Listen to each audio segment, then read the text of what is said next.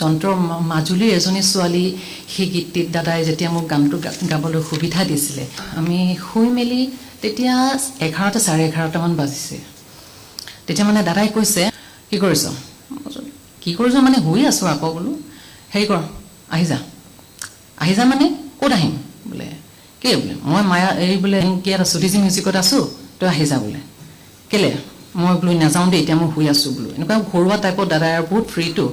এই বোলে মোৰ ডাবিং আছে কি গাব আছে বোলে আছে নহয় তই আছোন বোলে কাম এটা কৰিব আছে এনেকুৱা আৰু তাৰপিছতে গৈ দেখিছো আৰু গলিদা বহি আছে কিবা মোক গানটো কি গান বোলে যন্ত্ৰ কেছেট এটা এনেকৈ নতুনকৈ হেৰি কৰিম ৰিলিজ সব হৈ গ'ল খালি মানে মাজুলীৰ এজনী ছোৱালী গীতটিত অকণমান মিচিঙৰ দুটামান পাৰ্ট ভৰাব লাগিব তুমি গাব লাগিব মইতো গান লিখা মানুহ নহয় ন গলিদা তই নোৱাৰো এতিয়া বোলো নাই বোলে তই বোলে কিবা চিন্তা কৰ তেতিয়া মানে মই